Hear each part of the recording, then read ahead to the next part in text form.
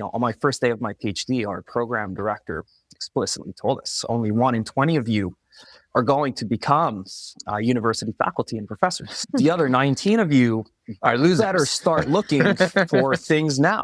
And so a little bit more broadly, we really wanted to solve this problem of how to find meaning in one's career without wasting a tremendous amount of time.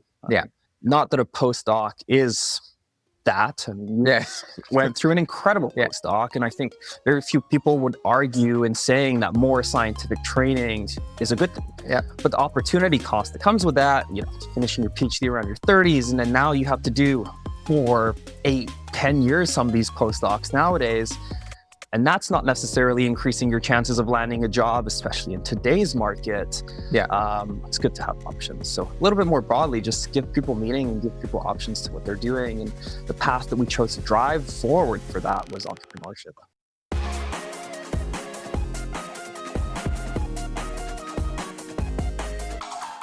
Thanks for joining. What did you go for with your boba? Here's got the classic brown sugar milk. So apparently we got exactly the same thing. So it's like hard to tell the difference. It's usually that or jasmine for me. Okay, just don't drink too much of mine by accident. Well, Souf, great to have you on. You want to give some quick background on yourself? What's your backstory? Yeah, definitely. Born in France, lived in England for some time. Mostly grew up in California.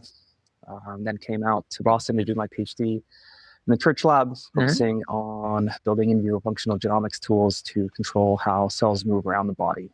That was an incredibly exciting PhD during that time. Also co-founded an organization called Nucleate that's now operating at a global scale. Had some fun involvement with the Harvard Biotech Club, and more broadly with the community. What drew you into the nerdy PhD life in the first place? It's a great question. I think just the thrill of the experiments in the early days, the joy of using your hands, getting results, and that kind of led one thing to another. And then I actually met George serendipitously, waiting in line to get inside a museum, and I have this huge 6'4" giant start talking to me, and we hit it off. He invited me to come do a rotation in his lab. Proposed this idea of in vivo genome replacement, from which we broke down into its sum of its various parts, and that's where I decided to work on controlled cell trafficking. Cool. And what inspired you to go down the route of creating Nucleate? Like, what problem were you trying to solve for? Well, it started with spark of inspiration. My first lab meeting in George's lab actually was not a lab meeting at all. It was one of the postdocs giving a practice pitch before going out and speaking with investors. John Chinaman, now CEO of Biomics. I'd never seen anything like that before. So went up to George, what the hell's going on here? What are all these words? Value inflection, use of proceeds, milestones.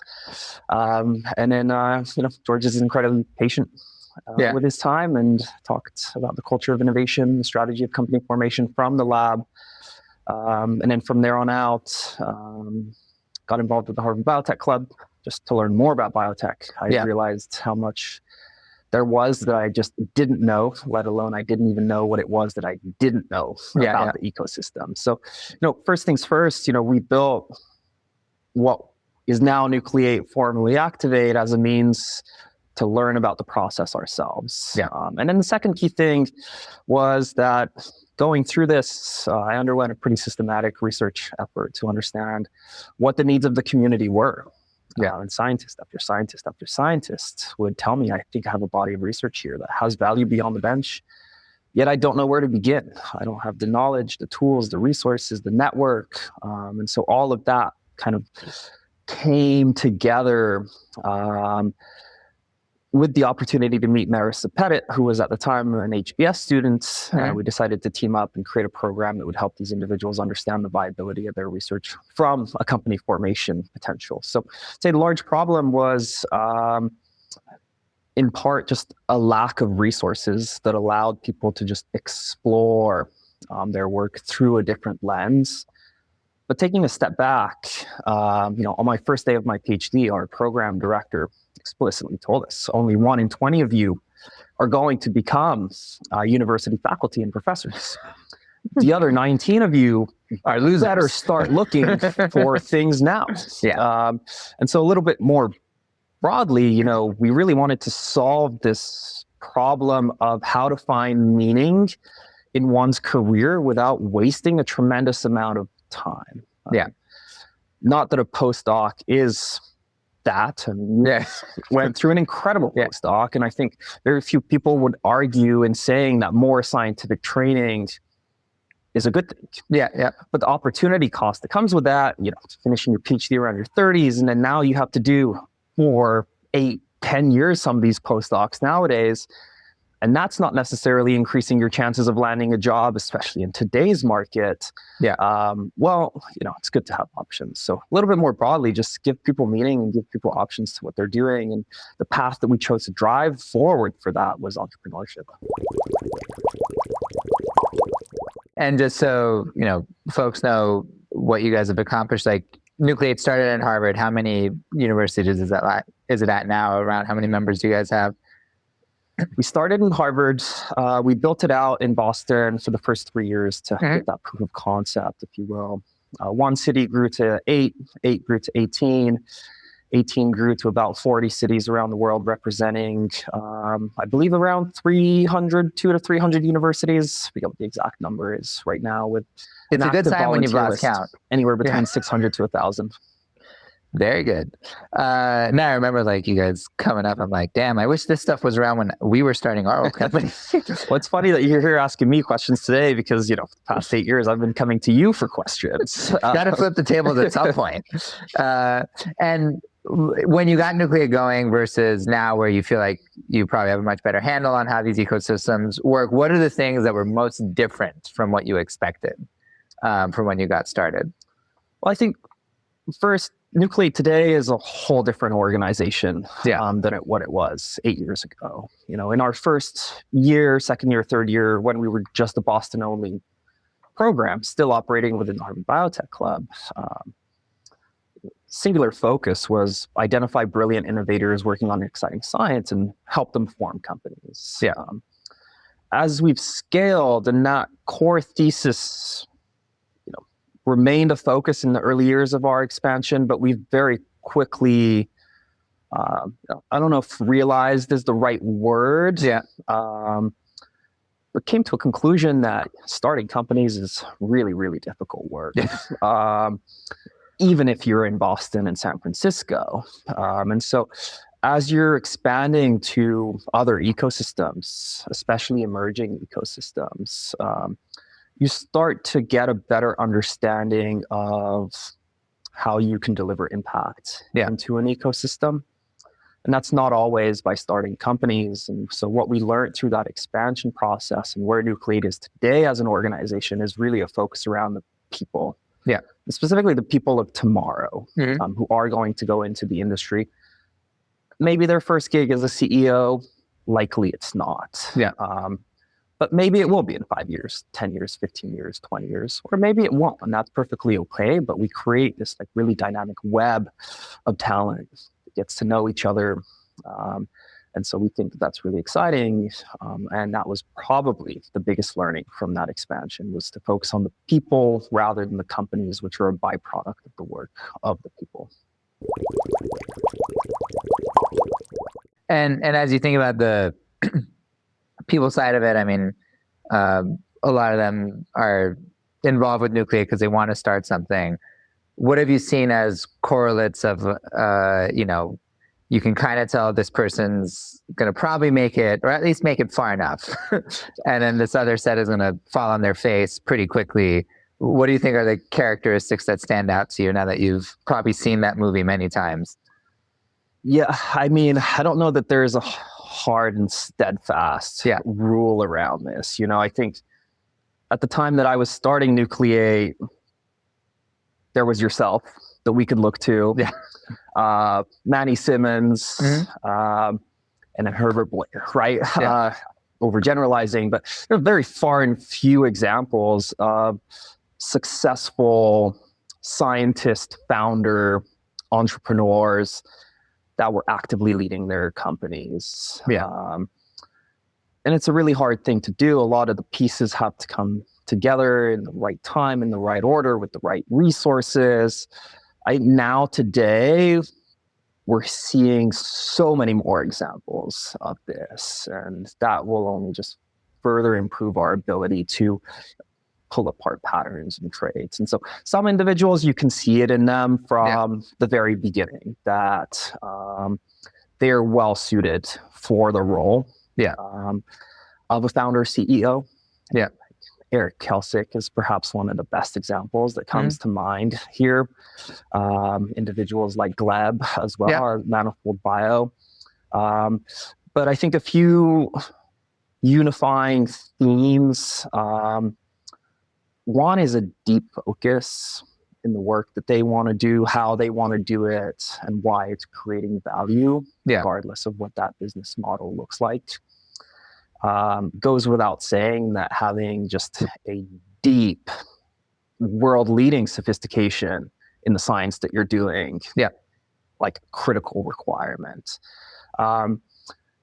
And probably a third key one is just a willingness to learn. And that can take a million different forms. Some people are more coachable. Some people soak up knowledge. Some people surround themselves with experience. And then from there, personalities come in all shapes and sizes. And so sometimes individuals that you might not have predicted would have made for a great CEO or CSO turn out to be. And that's usually because there's incredible science behind what they're doing as a key requirement. And that, other key pieces are coming together. So it's really hard. I would say these are the exceptions to the rule.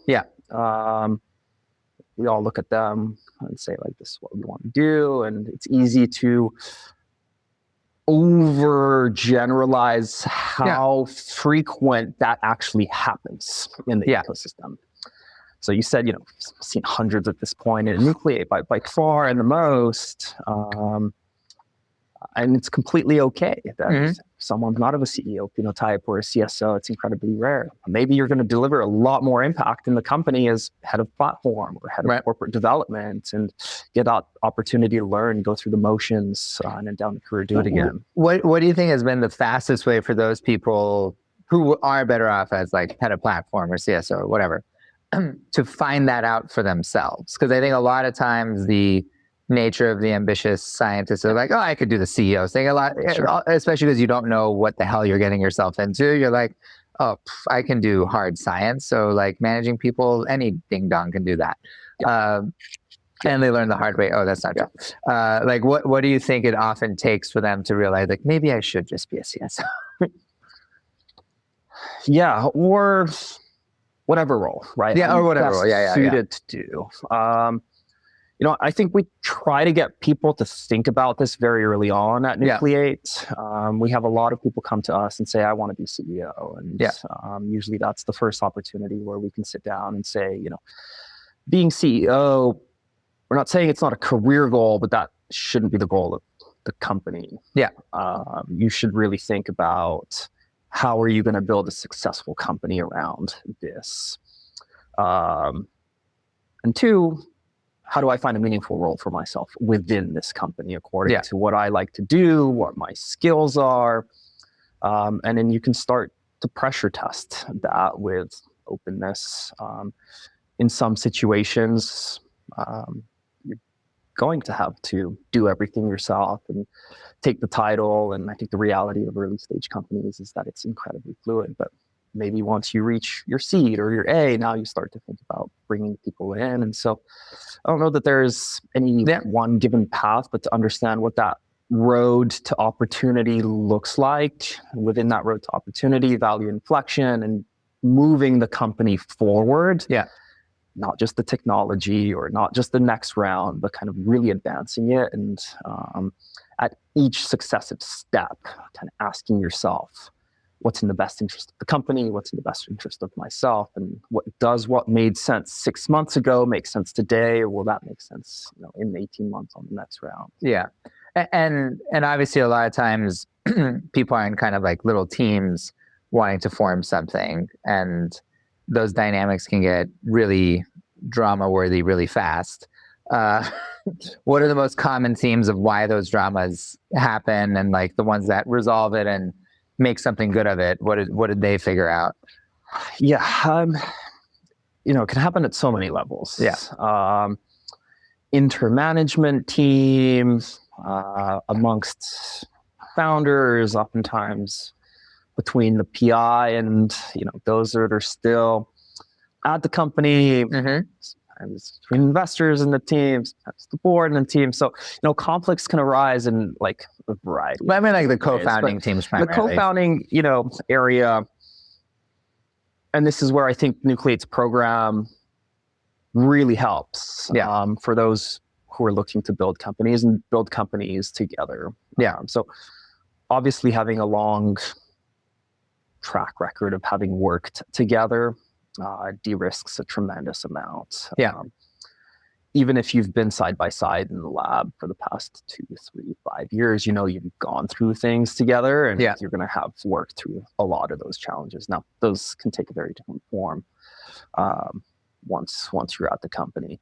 But at least for Nucleate's program, one of the core components is that we bring together scientists, business students, and clinicians. It's a non-binding, collaborative partnership. And on the back end of that, if they want to continue working together, they can. And so I think in those areas, having risk-free, huge upside opportunities to kind of stress test one another is really important to kind of mitigating downstream conflicts.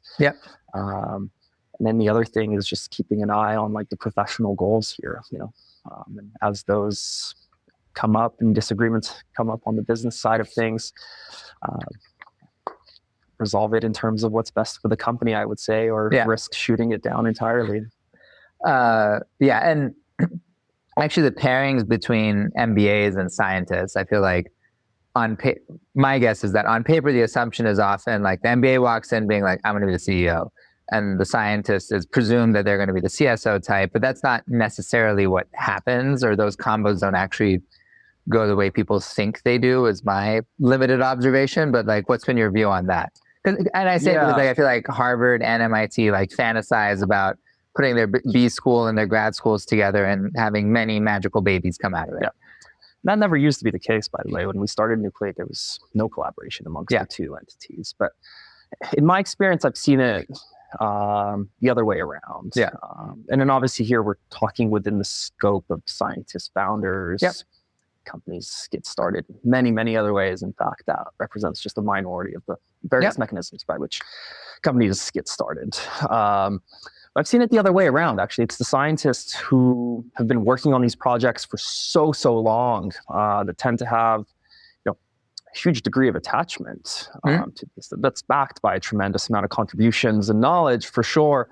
But as a result, I think what I've typically seen is that the scientists are kind of down that tunnel vision of CEO path, when oftentimes they would be much more fulfilled in other roles.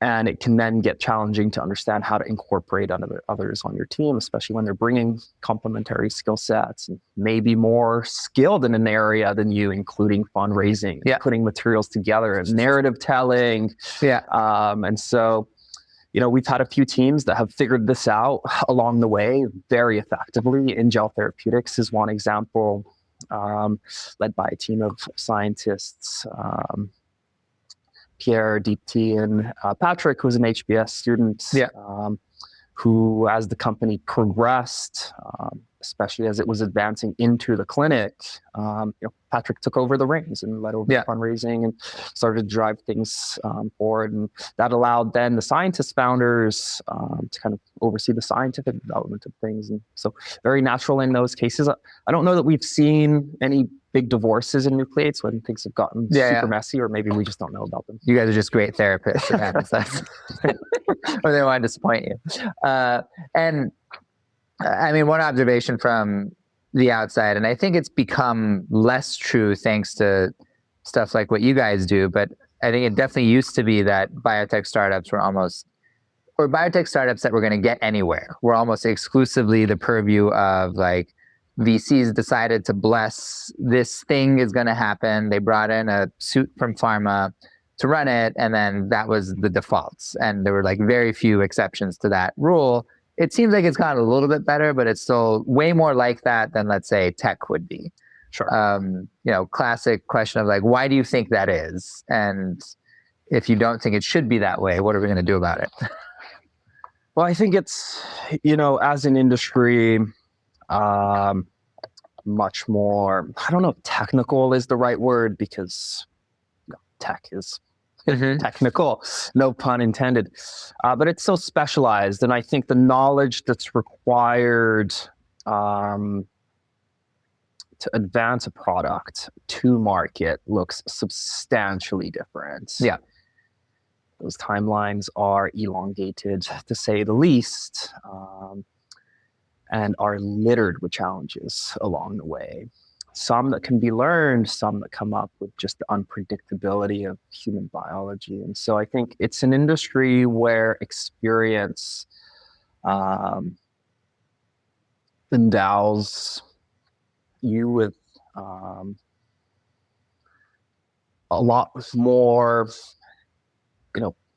ability to do the job without making critical mistakes within a time frame that's needed to move to that next inflection point, and the next one, and the next one, and the next one. So, in all of this, one, I think that is still the predominant way that biotech companies are formed, with these specialist firms who have a very, regimented view on the product and on patient impact. What is the medicine we're going to build that's going to make lives better, and how do we structure the company in such a way that we're moving towards that goal? I mean, younger founders, it's so hard to generalize as well, right? But in so many cases, you can get a little bit lost in the technology and the platform of what you're doing, and kind of lose sight of what the ultimate goal is. Yeah. I think that's one key distinction, that when you look at the output of, if you were to bucket them across traditional versus kind of this newer age, where there is a clear distinction. Now, obviously, it's very early. Time will tell. We just don't have the data yet, because I would say this is a fairly new pattern of company formation that's emerging. I think you were obviously at the forefront of that. Whereas we've seen thousands of, traditionally formed biotech companies, whether they come from academia, whether they're industry spin-outs, or whether they're recycled assets, companies come from many shapes and forms. Fundamentally, though, I don't believe that it's a lack of competency amongst the younger generation. These things can be learned. Yeah. They're very difficult. It takes a while to learn them, but they can be learned, and there are a variety of mechanisms through which you can learn those things, even if you haven't done it before. So I think probably the two things that are challenging first-time founders in this process is just one of efficiency. When you haven't done something before, it takes a little bit longer to figure things out. Yeah. And sometimes time is not our friend in this process. Yes. If you're moving slower, you might run out of cash, you might get out-competed, and that can be the difference between life or death with these biotech companies. And then the second might be just the rate of mistakes that are made. Naturally, humans make mistakes. It's not that these 40-year industry veterans don't. But I do think they have developed the pattern recognition ability to avoid making critical mistakes to the companies. And some of them are good at pretending it was their fault when it does happen. We could sit here and pick out dozens of companies that have made terrible decisions by these decades-long entrepreneurs. So again, I think it's hard to generalize. That's an area where I think there's a benefit to having seen it many times and being able to avoid mistakes that are avoidable or that you've made before. Yeah. And I think part of it is, like you're saying, the timelines are long. It costs a lot more before you have a signal as to whether or not this is actually working. Because I feel like in tech, they can start commercializing quickly. So you have a feedback loop that says like, hey, it may be a child straight out of undergrad, but revenue is revenue, and it seems to be working. So who cares? Yeah, adoption, growth, revenue. You have very clear metrics that you can track on a whereas month-to-month, year-by-year basis. Exactly. Whereas our world, it's like, oh, we got to wait 5-6 years, and then there may or may not be a trial, which may or may not work, and it's got like a 90% failure rate anyway. So what did it all ever mean? Definitely. And then the focus of a company also evolves in biotech, whereas in the early days, you're doing a lot of platform development, R&D, enter the clinic. Now, all of a sudden, things look immensely different. And you might not enjoy that as much anymore. So there's so many factors here, but be curious to hear your experience on this, because you took what was a very dynamic platform into multiple clinical stage assets, taking the company public, impacting patient health. So like, you've gone through it, but you're also one of those all in, fully dedicated founders that had a deep belief in the science you wanted to do. You were unapologetic about what that science needed to be, because you knew it was the right thing to also impact patient health. You've gone through it. No, I think it's exactly what you said, as far as you need to learn fast enough. It was probably one of the most critical things. And I think one thing people don't necessarily appreciate is they may not like what the next version of them needs to be. Because initially, when it's very like R&D science heavy, most PhDs are going to love that anyway. But then when it gets, let's say, a little bit more IND enabling and manufacturing heavy or clinical, like they may just straight up not like it. And so much more of their world becomes like finance questions, HR questions, all these other things. Because like when we were public, I would say only 5% of my job was science. I would do the other 95% because I was like, this is what I need to do for the science part to happen, even though I don't get to scratch that itch day to day. And I think a lot of people don't realize they're not going to like those parts. And you got to learn it fast enough. I think it's interesting on the time efficiency thing you mentioned, because I do think people like us are more prone to making stupid mistakes.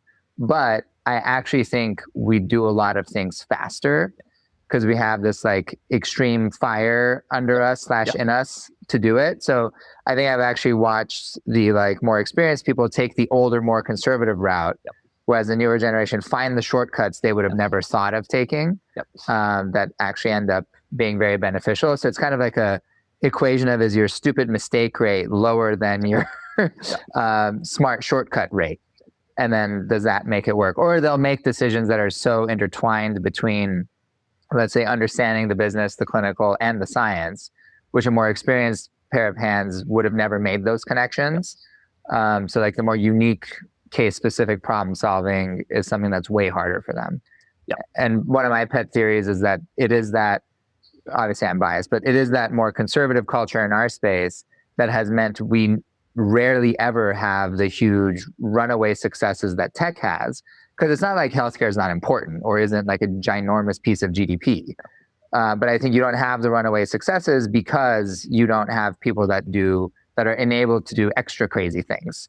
Now, the flip is you don't have insane blowups that are as bad as what can happen in tech, which may or may not be a good thing, because human health is at risk if you do make some of those mistakes. But I think people take less risk on the personnel side, and it narrows the curve of narrows the distribution of what can end up happening. The extremely amazing outcomes won't happen or become very improbable, but also the most terrible outcomes are also improbable.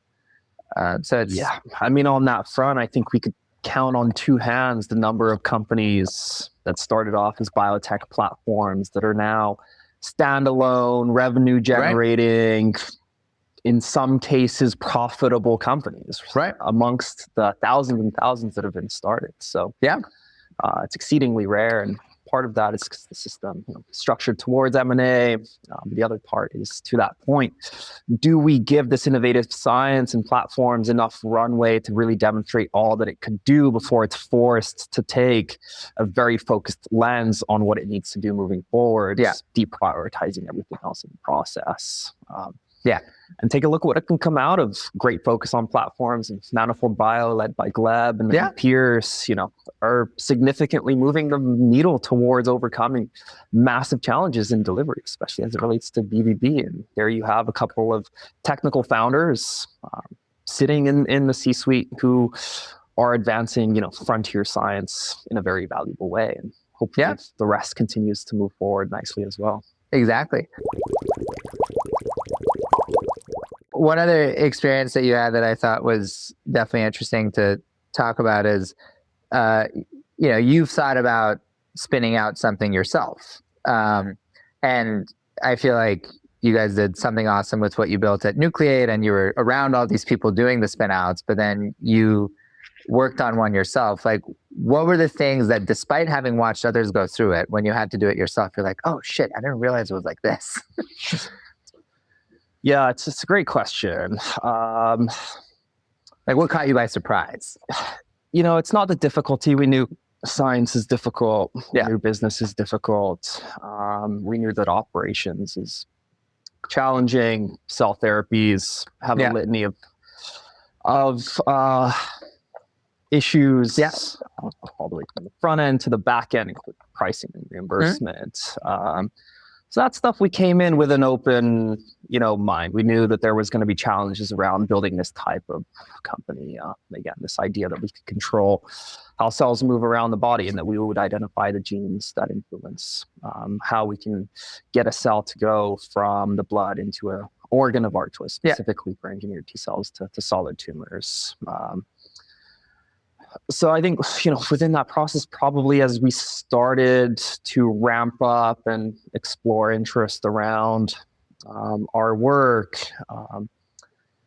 the lack of candidness that you get from the ecosystem was probably the one thing that was pretty surprising. Yeah, I knew that I can go to RA Capital and I would have a crystal clear, candid response to why it's too risky or too early or all of these things. But so many, you speak within the community, don't want to actually share what they're thinking for whatever reason. I'm not going to, presume to know what those are. Yeah. I think it's been well spoken about amongst, VC blogs. But that doesn't help advance the community forward, right? Yeah. It just kind of leaves it in limbo. And that is also one of the key motivators for building Nucleate, is that you could get an answer in 3 months rather than spinning your wheels for a year to 2 years. So I try to be candid myself now when I meet with entrepreneurs, and it's not a personal attack, right? When you're giving constructive criticism and feedback on work. So I've tried to incorporate that into my own being, and ultimately I think it benefits everyone to know constructively where things stand. Yeah, and because I'm cynical, to dig on that problem, because we've both lived it. It's, they're like, oh, sounds great. Like, okay, great as in term sheet tomorrow, or great as in you're gonna ghost. And I would cynically say a lot of times they don't even know what they think. Absolutely. They're just waiting to see what the momentum's going to be on the deal. Where if you come back tomorrow saying, oh, Tippy Top Group X just sent us a term sheet, they're like, of course I'm in. I was always in. Why wouldn't I be in? I said 5, I meant 10. Whereas if they don't have that impulse later, and again, facts on the ground, science, news, nothing else changed.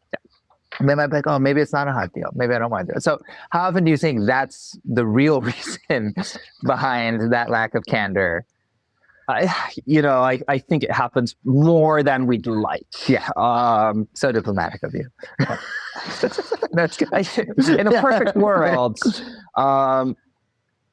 everyone would have candidness, and everyone would have their own conviction around things, whether that's a yes or a no. Yep. Or we don't know, even which is a fair answer too. In that as well. And so I don't think there's enough people with sufficient conviction behind their own theses. Yeah. And so to founders building companies, I think one of the most important things is to have someone backing you who has conviction in your work and in you, of course. Yeah. I don't think it's good when it's either way too strongly, when things are getting funded just because of the person, or when things are getting funded just because of the work. Because the work without the person won't work, and the person without good work won't work either. having that conviction. And on the flip side of things, those times where it is while we're waiting to see, come back when you have a lead. Which is basically, is it going to be a reputable source that I feel comfortable following on with? Right. Is, I think, why you've seen so much fluctuation in the life sciences space. And, a few years ago, you looked at that ratio of generalists to specialists, and it's clear that generalists were flooding in, even maybe taking a predominant majority of those seed and A rounds. And now they're nowhere to be seen. And it's striking.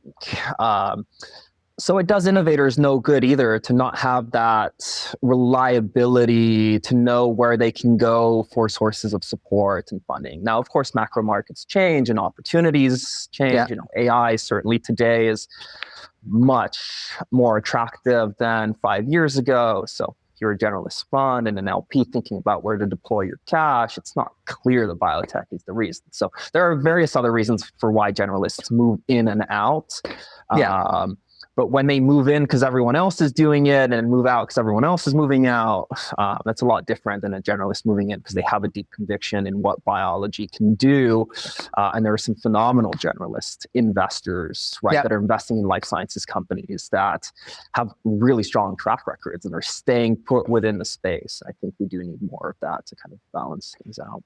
No, that makes sense. And because you were in like one of the even more infrequent situations of scaling a nonprofit, like what was that experience like? How would you compare it to what you would observe as far as people doing normal startups?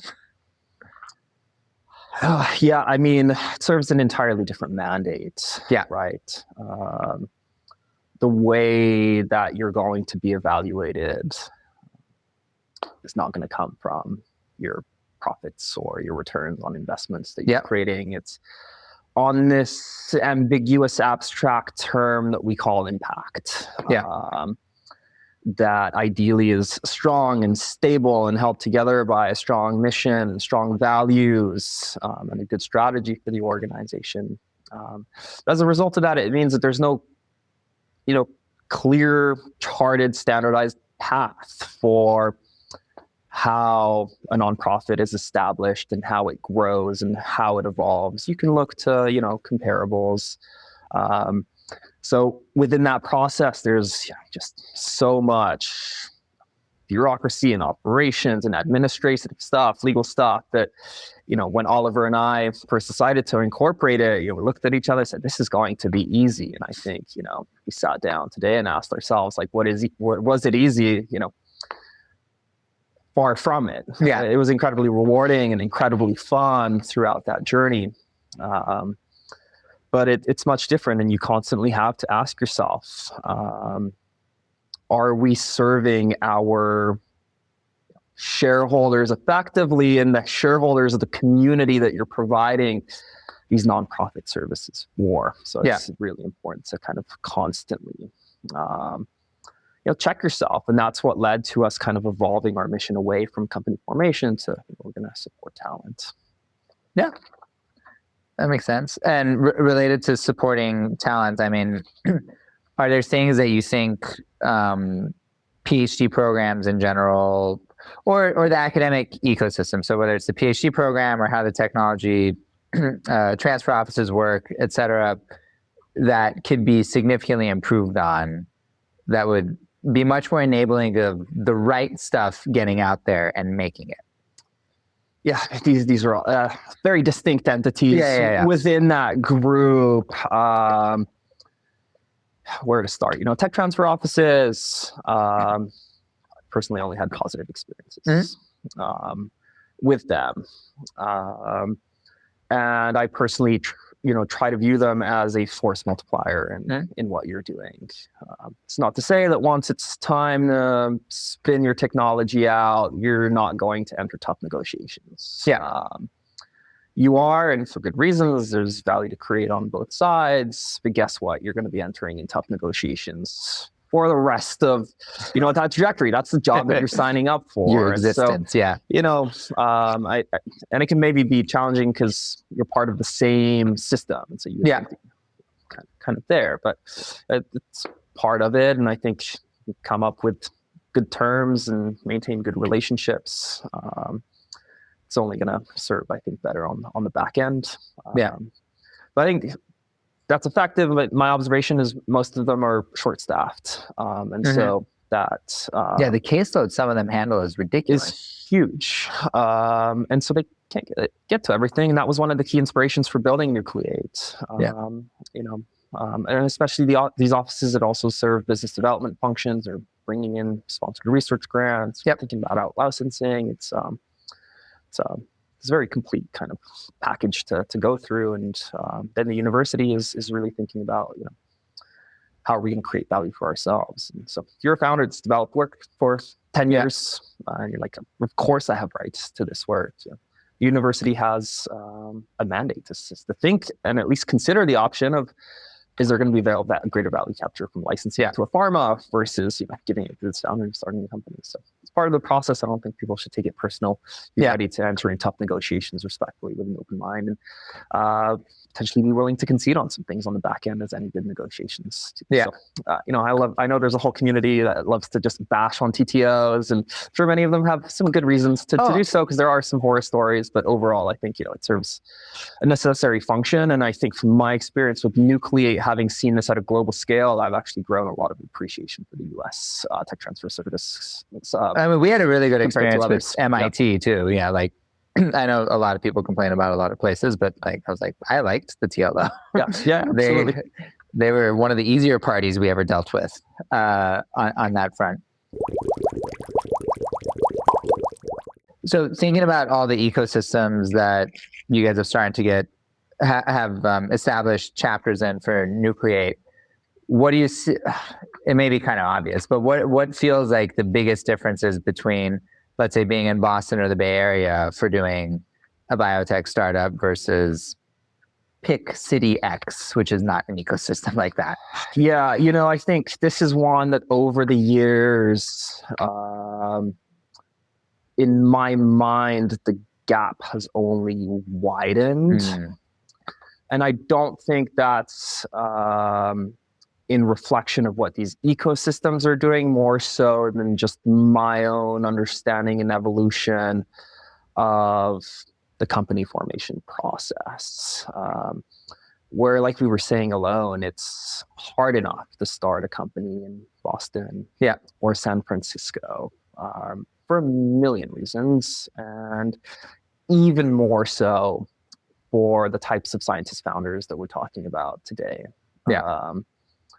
Which everyone should explore that journey, right? And that's why Nucleate exists, and that exploration will give you some good light on whether you should do it now or maybe never, or maybe in 5 years or 10 years, right? Like the exploration, really important. The commitment, got to take an open look. So, that's true of regardless of where you are. Now, I think outside of those areas, and again, you can come up with examples of very successful companies getting started. But there's a big disconnect between the innovation outputs of these ecosystems. That is what's coming out of these university ecosystems. Specifically, again, we're saying there's a million ways to start companies, but at least thinking about academic spinouts. That spread is much lower than if you look at the spread of the companies specifically for those reasons. And I don't think there's a single reason why. Traction creates more traction, and that tends to grow at an increasing pace. So, Boston and San Francisco continues to accelerate in its output, its quality, and that continues to create a gap, just like the person who works 12 hours a day versus 8 hours a day. It's going to compound. It's not just the productivity, it's the learnings, it's the traction, it's like everything. So I think that's one key component. Another one is available resources, and these variety of different things, from a community, lab space, capital, talent is a huge one that continues to create those gaps. And so it's probably much bigger, the gap, than I think we'd like it to be, in that also ready to admit. That being said, and I've gotten to do a lot of traveling through Nucleate, when I'm going to places like New York and San Diego and London and the UK more generally, it's very clear that there's like an incredibly strong, dynamic ecosystem here that will continue to grow, deliver impact, incubate incredible companies and talent. So it is happening, but it takes time, you know, and everyone looks at Boston as a leading example, and that took decades and decades and decades. You know, look back at the history of mass bio and recombinant technologies and all of the things that had to come together to create those communities. So it will take time. And then I think you can't get away from the conversation around the innovation advantages that are coming up in Asia, especially in China right now. And I think there's so much uncertainty into what that looks like in 5 years, 10 years, 20 years. What does that mean for US innovation? It's unquestionably leading the world right now.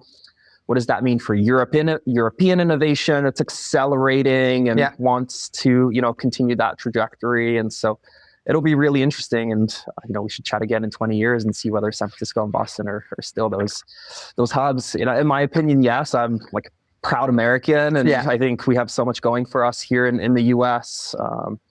Really thinking about how to accomplish that collaboratively rather than a zero-sum game. Yeah. Well, if we find ways to grow the pie, then I think that can definitely happen. If we don't. You're doing it with Portal right now. Yeah, there you go. We're going to grow that pie. To balance. All right. And then actually, for the last few slightly spicy questions, when you've seen technology spin out where you're like, that's dumb, but it spun out anyway and got at least a big bolus of initial funding. Yeah. What do you think is the reason that happened? And you're not the only one that thinks it's dumb. Others that also have a valid opinion are that's really stupid, but it just got 100 million. For sure. And first, I'll say, to close out that last segment, especially for anyone listening in emerging ecosystems, the challenges and bottlenecks in these ecosystems should not be a deterrent to the goals and ambitions. I think they are factors to consider into decision making. And as an executive of a company, you have the responsibility to do what's best and what's right for the company, and so you have to take these things into consideration. But that's not taking away from these ecosystems, not taking away from the excitement. It's just pointing out that things are different. Yes. Now, what's dumb, what's not dumb is very subjective. Yeah. So what might be dumb to me might be brilliant to someone else, and what might be brilliant to me might be dumb to someone else, for sure. So, when we see they got that big bolus of money in and they crashed and burned, and you're like, I called this miles away. Yeah. I always wonder, what is it that I don't know behind these things? And so often these big things are released with so limited information. Yeah. So I try not to read too much into it. One, because I have zero skin in the game. Yeah. Behind these things, it's not impacting my life on a day-to-day. If it works, great. Sounds interesting. If it doesn't, I hope they've learned their lesson. So I don't have a particular take on that. Yeah. And that's a little bit different than, these huge mega rounds that you see being done by an incredibly impressive individual where you don't have much information. Yeah. And, maybe they have something special. And then, of course, there's these big mega rounds that are done behind really interesting scientific concepts that sound incredibly risky. Yeah. And so, it becomes a little bit hard to quantify and characterize. When you see them crash and burn, part of it, I think, you never like to see failures. Yeah. Period. But it just, I think, re-centralizes and recontextualizes the very discussion we were having earlier, which is, failures happen for a variety of reasons, whether young or old, and the number of examples where companies backed by just ridiculous sums of money have crashed and burned while led by world-class executives, and someone should do the math around how many of these are, is not infrequent. Yeah. Yet we don't talk about those as much as we do as, what idiot gave this first-time founder like this much money, right? Yeah. So again, there's so many factors, from people to the science to the plan. Right. But it's always interesting. Yeah. All right. Last question. If you had a magic wand you could wave to change one thing about the ecosystem, whether it's on the academic side, funding side, whatever it may be, what would you fix? A magic wand? Very magical. Whatever you want. Yeah, I mean, if we could compress the entire product roadmap from 10 to 15 years to 1 year, that would be the first wand I wave. All right. If we could reduce the cost of advancing a product all the way through the clinic by 10x, I'd wave that wand. Right away without introducing additional risk, of course. And, those wave of companies that are coming up right now that are increasing efficiency, reducing costs. We've heard this story a million times, I know. Would like to see those start to make more material traction and start to actually implement the kind of change in the world that they're looking to drive. And I think once we start to see the first truly successful examples of, companies, especially AI-driven companies that are accelerating timelines or materially decreasing costs, and not just on the very first phase of, development, but the whole cycle, I think we'll start to see huge returns from that. And as a result, I think those are in part outside regulatory, policy changes, the kinds of improvements that we can drive to kind of start to compete on a more global scale. Sounds good. Thank you, sir.